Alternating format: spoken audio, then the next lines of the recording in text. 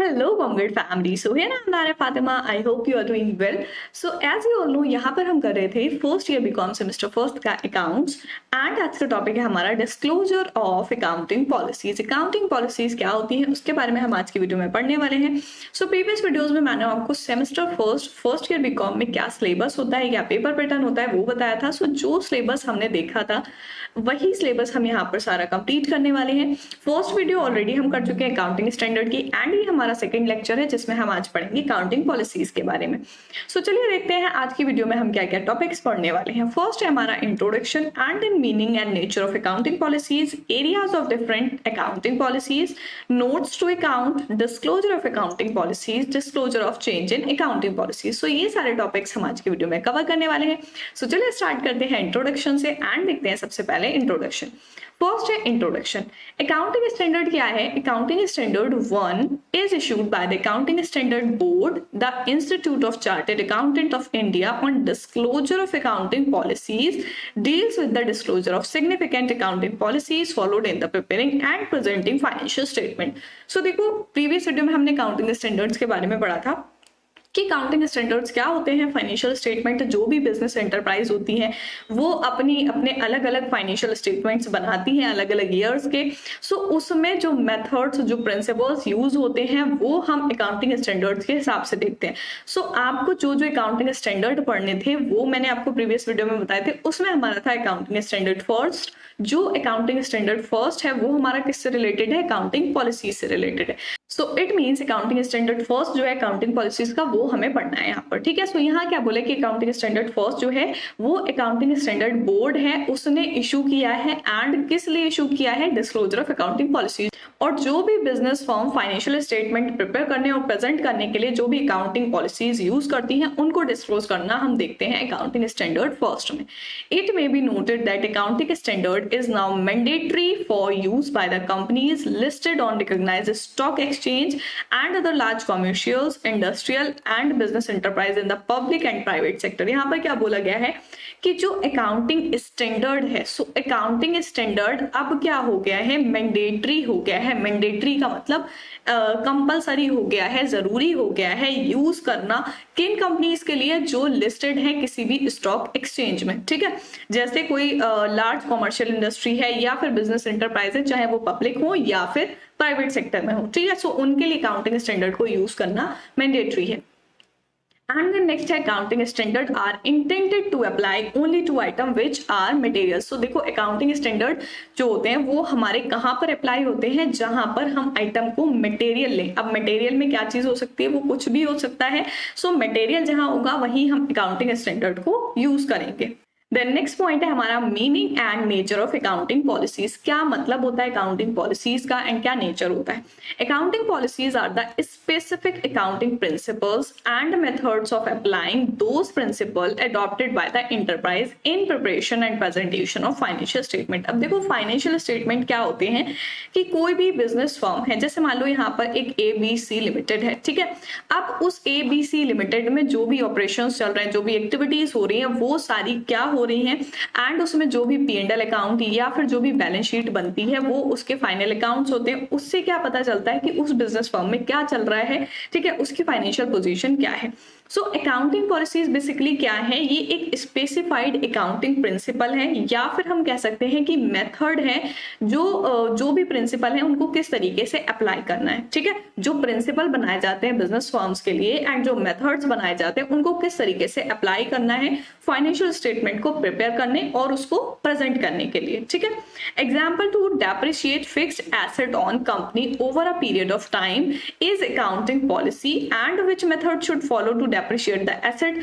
ये हो जाएगा हमारा स्ट्रेट लाइन मेथड या फिर written down value method is method of accounting. So यहाँ पर क्या बोला है कि जैसे हम कहते हैं, एग्जाम्पल ले लेते हैं यहाँ पर कि जो हमारे फिक्स्ड एसेट होते हैं उन पे एक टाइम के लिए डेप्रिसिएशन लगता है, ठीक है। जैसे मान लो फिक्स्ड एसेट यहाँ पर हमारा मशीनरी है, तो मशीनरी जो चलती रहती है सो ईयर टू ईयर उस पे जो है डेप्रिसिएशन लगता है, ठीक है। ये हम कह सकते हैं मंथली लगता है, तो जो उसकी वैल्यू डिक्रीज हो रही है वो डेप्रिसिएशन लग रहा है, ठीक है।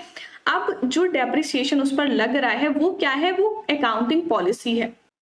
उसको हम कहेंगे कि जो डेप्रिसिएशन फिक्स्ड एसेट पर लग रहा है एक टाइम पीरियड में वो अकाउंटिंग पॉलिसी है। एंड जो मेथड उसको निकालने के लिए यूज किया जा रहा है, जैसे हमारा जो डेप्रिसिएशन होता है, फिक्स्ड एसेट पर डेप्रिसिएशन निकालते हैं, सो वो हम कौन से मेथड से निकालते हैं, स्ट्रेट लाइन मेथड से निकालते हैं या रिटेन डाउन वैल्यू मेथड से निकालते हैं। सो यहाँ पर जो मेथड यूज किए जा रहे हैं वो हम कहेंगे कि मेथड है अकाउंटिंग के, एंड जो डेप्रिसिएशन लग रहा है वो है पॉलिसी कि अकाउंटिंग पॉलिसी में ये होता है कि जो फिक्स्ड एसेट है उन पर डेप्रिसिएशन लगता है। There is no single list of accounting policies which are applicable to all circumstances। ऐसी कोई भी लिस्ट नहीं है अकाउंटिंग पॉलिसीज की जो अप्लाई करी जाती हो कि सारे सर्कमस्टेंसेज में ये अप्लाई होनी है, ठीक है। The different circumstances in which enterprise operate in a situation of diverse and complex economic activity make alternative accounting principles, methods of applying those principles acceptable। So यहाँ पर क्या बोला है कि ऐसे कोई भी अकाउंटिंग पॉलिसीज नहीं बनाई गई है जो किसी एक सर्कमस्टांसेस को या सारे सर्कमस्टांसेस को कवर करें। सो जो भी अलग अलग सिचुएशंस होती हैं, जो भी अलग अलग टाइम पीरियड होता है, उसके हिसाब से वहां पर अलग अलग चीजें, अलग अलग पॉलिसीज, अलग अलग प्रिंसिपल्स बनाए जाते हैं एंड वो प्रिंसिपल्स देन एक्सेप्ट किए जाते हैं और बिजनेस एंटरप्राइज उसको फॉलो करती है। एंड द नेक्स्ट पॉइंट हम देखेंगे फंडामेंटल अकाउंटिंग एजम्पशंस, कि जो अकाउंटिंग एजम्पशंस होती हैं वो क्या है। The financial statement are prepared with the following 3 fundamental accounting assumptions. जो फाइनेंशियल स्टेटमेंट होते हैं जैसे profit and loss, balance sheet, जो सारी चीजें होती है हमारी, वो किस एजम्पशन को मान के बनाई जाती है। एजम्पशन मतलब क्या, एज्यूम करके बनाई जाती है, ठीक है। Unless otherwise specified it is assume that the financial statement are prepared according to following assumption. यहाँ पर ये बोला है कि ये चीज बताना होती है कि कौन से एजम्पशन को फॉलो किया है, जबकि अगर स्पेसिफाइड होता है कि ये माना गया है कि फाइनेंशियल स्टेटमेंट को हम इस एजम्पशन से बना रहे हैं, ठीक है, इस चीज को फॉलो करके बना रहे हैं, तब वहां पर जरूरत नहीं होती है। सो यहाँ पर आपको 3 गिवन है। फर्स्ट है going concern, consistency and accrual. So यहाँ पर गोइंग कंसर्न का क्या मतलब है, कंसिस्टेंसी क्या होती है, एक्यूरल बेसिस क्या होता है, उसके बारे में हम डिटेल यहाँ पर पढ़ेंगे। सो देखो यहाँ पर एक्सप्लेन किया गया है कि गोइंग कंसर्न का मतलब क्या है, चलते जाना, ठीक है। गोइंग कंसर्न मतलब चलते जाना। सो कोई भी बिजनेस एंटरप्राइज होती है उसका मतलब क्या है कि उसके जो भी अकाउंट्स बनाए जा रहे हैं, सो वो एक टाइम पीरियड के लिए चलती रहेगी, ठीक है। फ्यूचर में जो है कभी भी आके बंद नहीं होगी। अगर ऐसा होता है, किसी केसेस में लॉस होता है या कोई ऐसा केस होता है जहां फर्म बंद होती है, तब की बात छोड़कर मतलब ये नहीं माना जाता है। जैसे मान लो यहाँ पर XY एक कंपनी बनाई गई एंड वो जब उसका फॉर्मेशन हुआ, सो उसमें ये बोला कि भाई 10 साल बाद जाके ये बंद हो जाएगी, ऐसा नहीं होता है, ठीक है।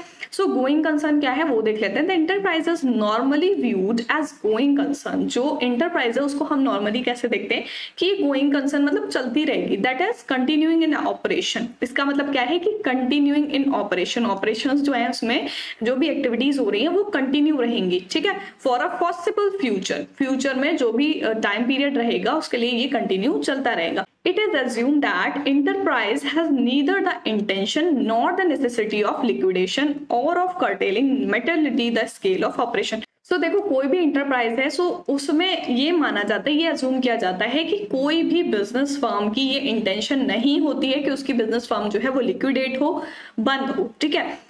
सो यहाँ पर ये बोला गया है कि गोइंग कंसर्न का मतलब ये है कि बिजनेस फर्म को हम ये एज्यूम करके चलते हैं कि वो एक टाइम पीरियड के लिए चलता रहेगा फ्यूचर, ठीक है।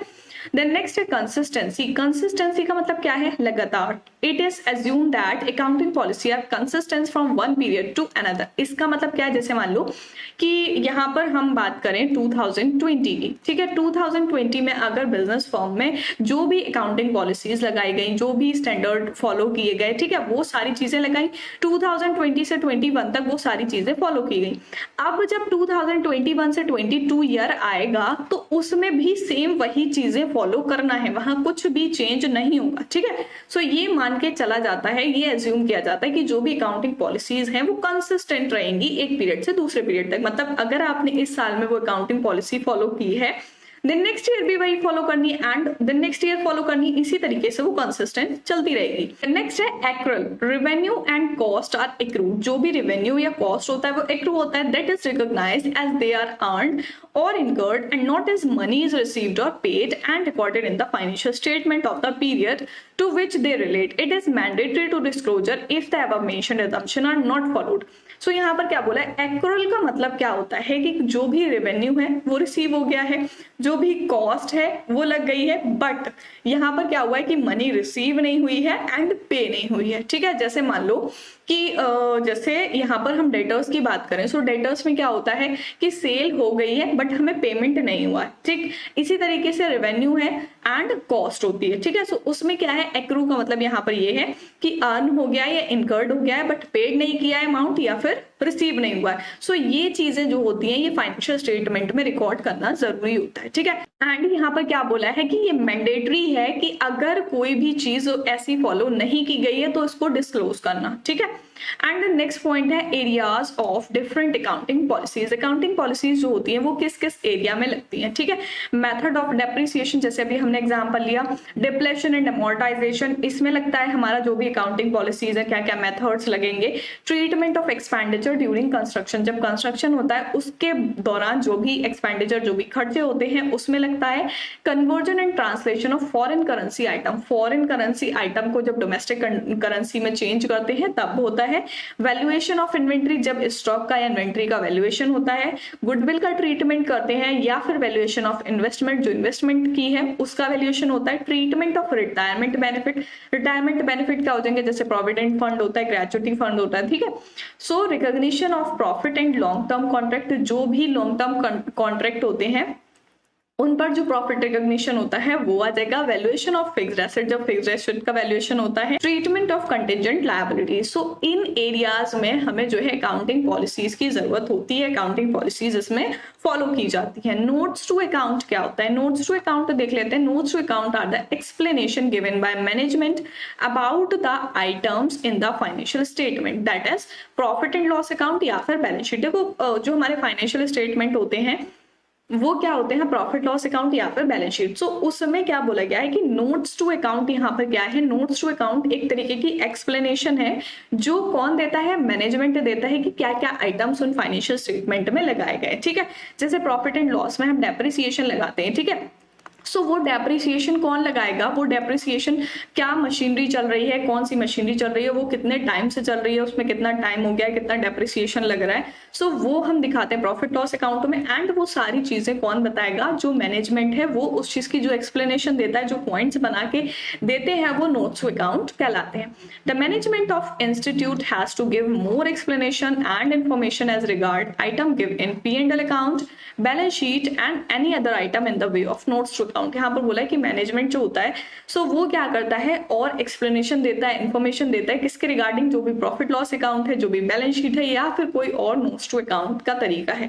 ठीक है, जैसे एग्जांपल ले, disclosure of detail of contingent liability by notes to account. So यहाँ पर क्या बोला है, जैसे कंटिजेंट लायबिलिटी के नीचे हमें नोट्स दे रखे होते हैं। अगर आपने स्केड्यूल 3 वाली बैलेंस शीट देखी होगी देन उसमें यहाँ पर नीचे जो आपको एक पॉइंट गिवन होता है वो होता है नोट्स टू अकाउंट। ठीक है, उस नोट्स में आपको क्या गिवन होता है, कंटिजेंट लायबिलिटी गिवन होती है। ठीक है, वो डिस्क्लोज करना हमारा नोट्स टू अकाउंट में आ जाता है। Notes to account are part of parcel of financial statement.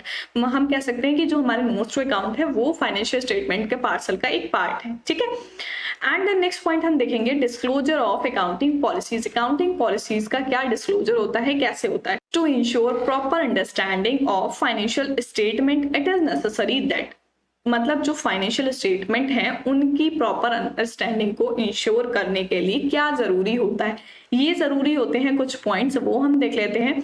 All significant accounting policies adopted in the preparation of the presentation financial statement should be disclose. यहाँ पर क्या बोला गया है कि जो भी अकाउंटिंग पॉलिसीज अडॉप्ट की गई हैं तो जो फाइनेंशियल स्टेटमेंट बनाए जा रहे हैं, प्रेजेंट किए जा रहे हैं, सो उसमें वो डिस्क्लोज होना जरूरी है कि यहाँ पर कौन कौन सी पॉलिसीज फॉलो की गई हैं। The disclosure of significant accounting policies as such should part of the financial statement। मतलब यहाँ पर ये भी बताना जरूरी है फाइनेंशियल स्टेटमेंट में जो भी पॉलिसीज का पार्ट है वो डिस्क्लोज करना जरूरी है। Disclosure of accounting policies of change therein cannot remedy a wrong or inappropriate treatment of the item in the accounts। यहाँ पर क्या बोला है कि अकाउंटिंग पॉलिसी का डिस्क्लोज करना या फिर उसमें कोई चेंज करना ये एक रेमेडी नहीं हो सकती है या रॉन्ग हो सकता है कोई भी इनएप्रोप्रिएट ट्रीटमेंट जो किसी भी आइटम का अकाउंट्स में करते हैं। एंड देन फोर्थ है if the fundamental accounting assumption of going concern consistency and accrual are followed in financial statement specific disclosure is not required. यहाँ पर अभी हमने पीछे पढ़ा कि फंडामेंटल अकाउंटिंग एजम्पशंस कौन सी होती हैं, वो 3 पॉइंट अभी हमने देखे कि फंडामेंटल अकाउंटिंग एजम्पशंस ये होती हैं कि ये मान के किया जाता है कि अकाउंटिंग पॉलिसीज ये लगाई गई कि कोई भी बिजनेस इंटरप्राइज है वो गोइंग कंसर्न है, चलती रहेगी, ठीक है। एंड ये तीनों जो पॉइंट हमने पढ़े, going concern, consistency and accrual, अगर ये फॉलो किए गए हैं तो फाइनेंशियल स्टेटमेंट में ये स्पेसिफिक नहीं है डिस्क्लोज करने की जरूरत कि यहाँ पर हमने गोइंग कंसर्न लगाया है, कंसिस्टेंसी लगाई या एक्रूअल लगाया, ठीक है। सो ये तीनों पॉइंट हैं, देन वहां पर जरूरत नहीं होती है डिस्क्लोज करने की, ये स्पेसिफाई करने की। बट अगर इसके अलावा कोई और से फॉलो किए जाते हैं देन वहां पर स्पेसिफाई करना जरूरी है। If a fundamental accounting assumption is not followed the fact should be disclose. अगर यहाँ पर बोला गया है कि जो भी assumption है fundamental accounting assumption, going concern, consistency and accrual, अगर ये फॉलो नहीं की जाती है देन वो चीज डिस्क्लोज करना यहाँ पर जरूरी है। एंड यहाँ पर नेक्स्ट पॉइंट हम देखेंगे disclosure of change in accounting policies. या अकाउंटिंग पॉलिसीज में जब चेंज होता है तो वो चीज डिस्क्लोज करना जरूरी है। A change in accounting policy should be made in the following conditions. उसकी कुछ कंडीशंस है, वो कंडीशन आपको गिवन है।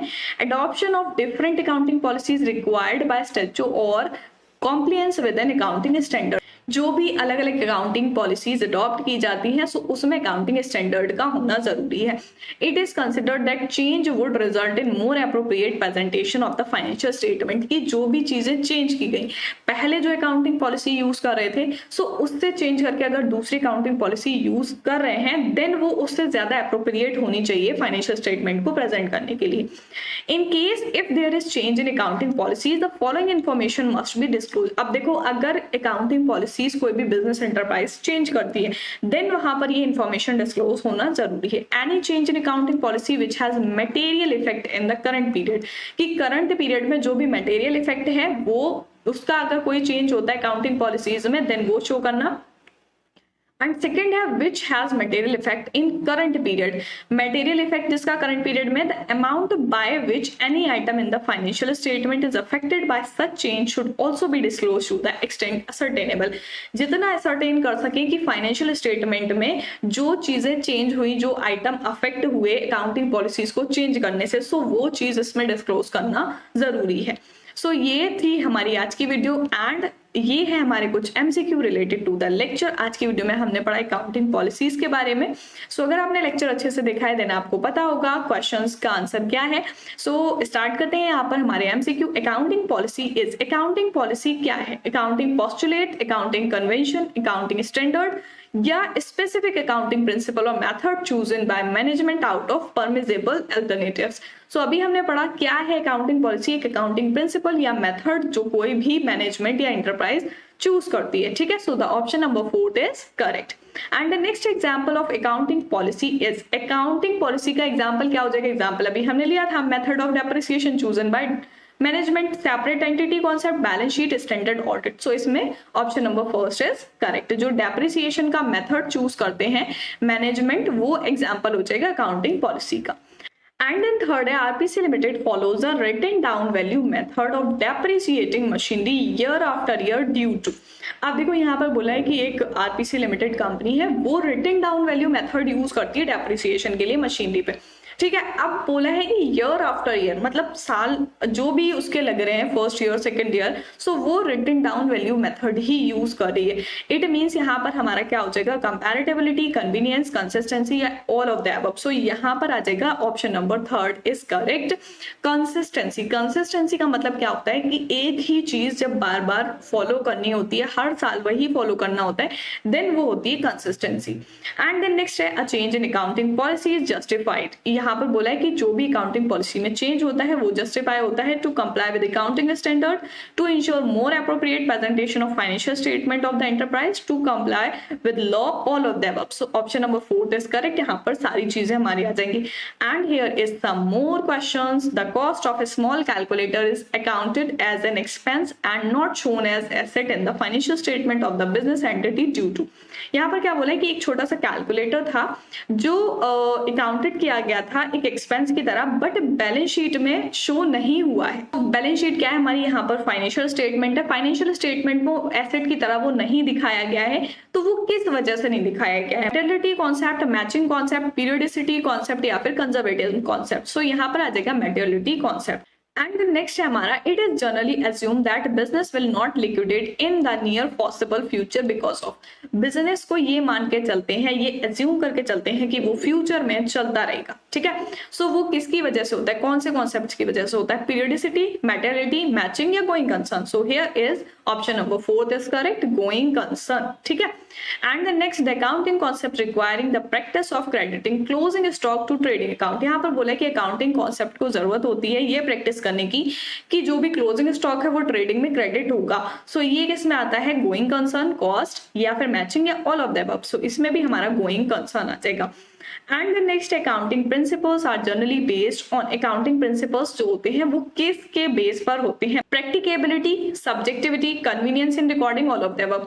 तो यहाँ पर जो प्रैक्टिस होती है वो किया जाता है, प्रैक्टिकली उनको यूज किया जाता है। सो प्रैक्टिकेबिलिटी आ जाएगा आंसर, ठीक है। सो ये थे हमारे कुछ एमसीक्यू। एंड आज की वीडियो में हम पढ़ा हमने अकाउंटिंग पॉलिसीज के बारे में कि क्या इंट्रोडक्शन होता है, अकाउंटिंग पॉलिसीज क्या होती हैं, and then fundamental accounting assumptions क्या होते हैं, एंड उनके बारे में एक्सप्लेनेशन की जो हमारा गोइंग कंसर्न है, कंसिस्टेंसी एंड एक्रूअल है वो क्या होते हैं, areas of different accounting policies and notes to account क्या होते हैं, disclosure of accounting policies and disclosure of change in accounting policies. So ये थी हमारी आज की वीडियो। आई होप आप लोग को अच्छे से समझ आई होगी। एंड जो एमसीक्यू थे वो आप लोग खुद से प्रैक्टिस भी करके देखिएगा कि आपको समझ आए हैं या नहीं आए हैं। द नेक्स्ट वीडियो में हम करेंगे नेक्स्ट टॉपिक। सो मिलते हैं नेक्स्ट वीडियो में, तब तक के लिए गुड बाय।